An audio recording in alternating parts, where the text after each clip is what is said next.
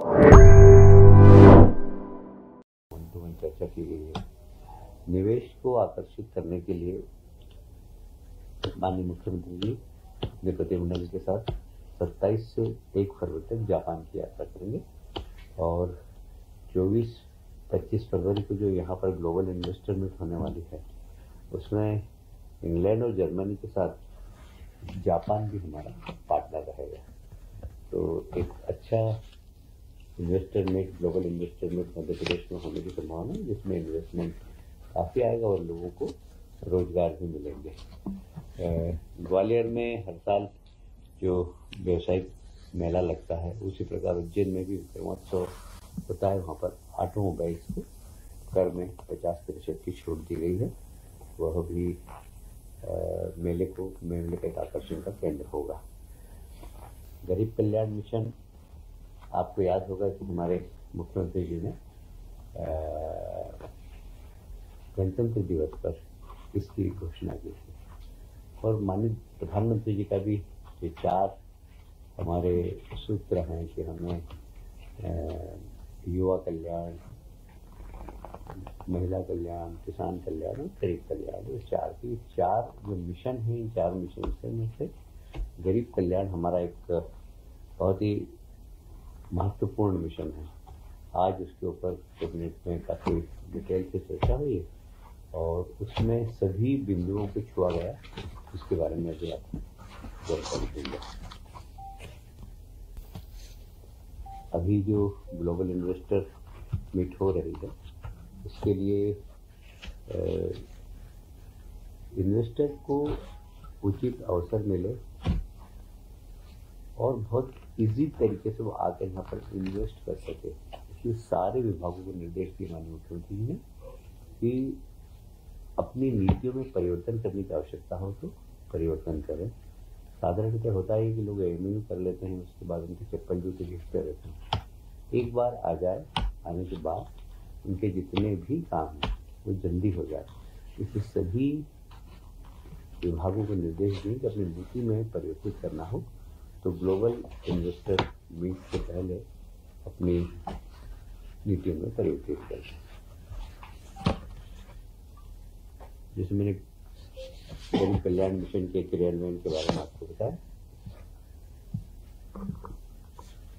इस मिशन का उद्देश्य मध्य प्रदेश में जितने भी गरीब और वंचित लोग हैं वे सशक्त हैं और हम ऐसा कोशिश करेंगे कि 2025 तक हम हर गरीब के पास तक पहुंचकर और उसकी गरीबी कैसे दूर हो सके उसके लिए काम करेंगे। ऐसे बहुत सारे बारीक बिंदुओं पर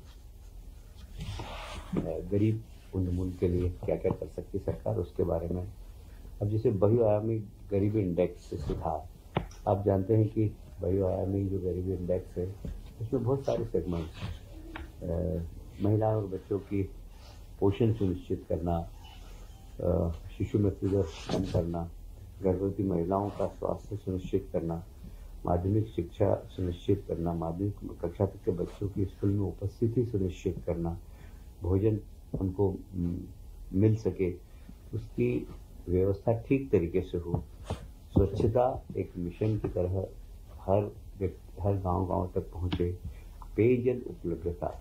आप सब जानते हैं कि प्रधानमंत्री जी ने जल जीवन मिशन के माध्यम से प्रत्येक गांव में स्वच्छ जल पहुंचे, इसकी एक बहुत बड़ी योजना सारे देश के अंदर लागू की। मध्य प्रदेश ने उसका सबसे ज़्यादा लाभ उठाया और हमें कहते हुए गर्व है कि हर एक गाँव तक ये योजना पहुंच रही है। हर एक घर तक पहुंचाने की इसकी स्कीम है। विद्युत कनेक्शन वहाँ तक पहुँचे, जहाँ विद्युत कनेक्शन नहीं पहुँच सकते हैं, बहुत आप जानते हैं ट्राइबल इलाके में भौगोलिक क्षेत्र बहुत बड़ा होता है, तो कई बार वहाँ पर एकदम कनेक्शन पहुँचाना मुश्किल हो जाता है, तो वहाँ पर सोलर का हम उपयोग करके उसके घर को प्रकाशित कैसे कर सकते हैं इसके बारे में हमें करना। आवास निर्माण गरीबों के लिए प्रधानमंत्री जी की आवास योजना, जो उसके वास्तव में उपभोक्ता है, जो वास्तव में उसके लाभ के बिंदु के अंदर आते हैं, श्रेणी में आते हैं, उनको उसका लाभ मिले।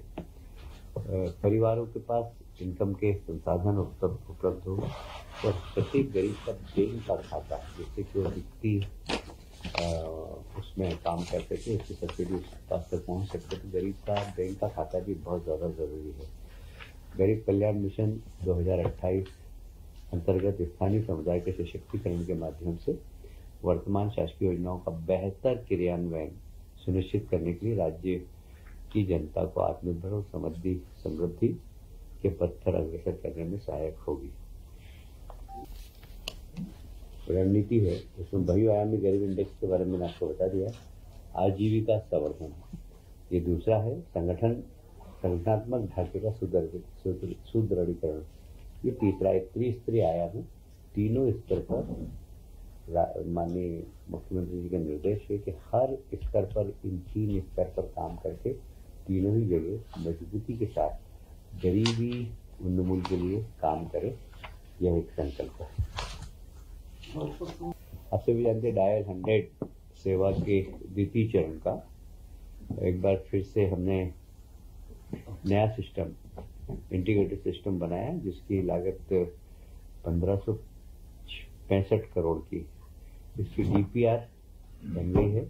अतिशीघ्र 100 डायल को सशक्त करने के लिए हमारी सरकार गांव-गांव तक ये पहुंचे, इसके लिए बहुत ही जिम्मेदारी से काम करेगी। आप सभी जानते हैं, जैसे ही मुख्यमंत्री जी ने शपथ ली थी और शायद पहले प्रेस कॉन्फ्रेंस में कहा था कि पहले प्रेस कॉन्फ्रेंस में पुलिस की बैठक में कहा था उन्होंने कि हर जिले में बैंड होना चाहिए।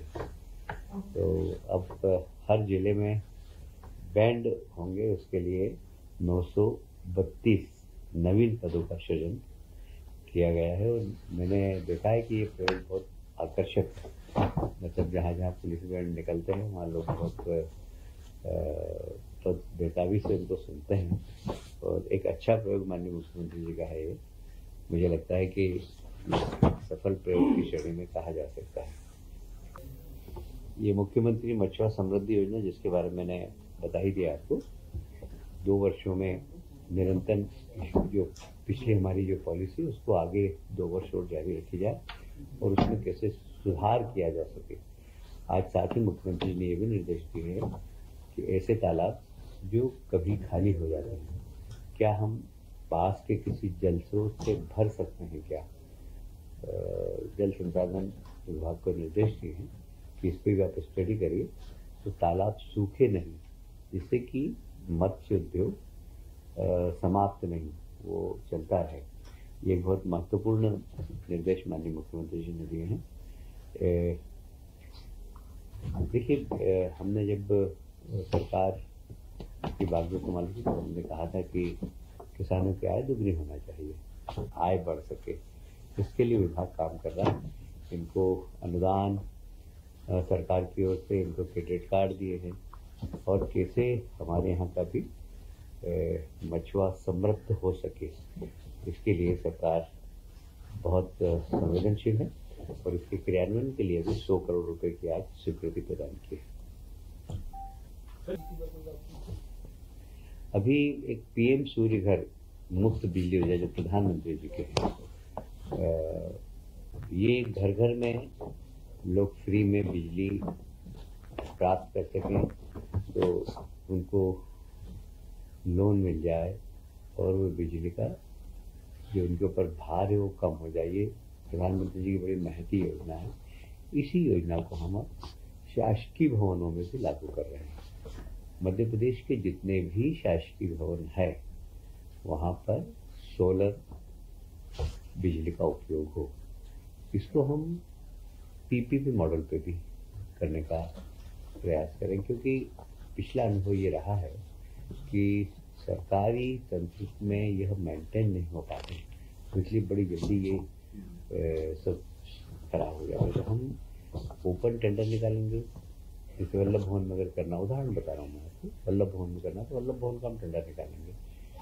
जो भी व्यक्ति है इन्वेस्टमेंट करेगा तो किस भाव पर बिजली देगा, जो कम से कम भाव पर बिजली देगा उसको यह अवसर प्रदान होगा।